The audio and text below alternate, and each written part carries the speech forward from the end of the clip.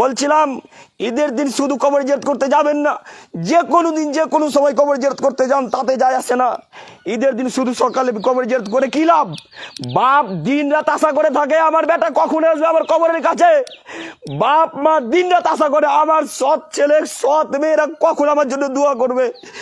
ওই বাপ অপেক্ষায় থাকে যে আমার সৎ ছেলেরা সৎ মেয়েরা আমার জন্য দোয়া করবে। বেটা তো সৎ নয়, বেটা তো দিন রাত ক্যারাম বোর্ড খেলে, বাপের জন্য কিভাবে দোয়া করবে? বাপ অযোগ্য পিতা ছিল। বাপ বলেছে বেটাকে, বেটা তুমি মাদ্রাসায় পড়ো না, বেটা তুমি যাও কাজে যাও, তুমি অন্য কাজ করো। তো ওই বেটা বাপের জন্য দোয়া করবে না ক্যারাম বোর্ড খেলবে? ওই বেটা তো ক্যারাম বোর্ড খেলবে, বাপের জন্য দোয়া করবে না। বাপ মাকে সতর্ক হওয়া উচিত, ছেলেকে সুশিক্ষায় শিক্ষিত করা উচিত।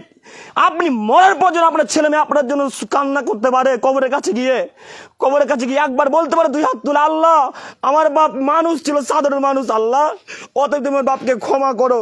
এই বাক্যটুকু তো বলতে পারি, আরবি বাক্য মনে নেই, তাতে কি আছে? সম্মানিত দিনী ভাই বোন, কথা অনেক আছে কিন্তু সময় অতীব কম, তাই দিনী ভাইদেরকে বলতে চাইছি, ইমাম সাহেব ভাড়া করবেন না আজকের পর থেকে। ইমাম সাহেব ভাড়া করা লাগে না, ইমাম সাহেব হুজুর সাহেব ভাড়া করা লাগে না।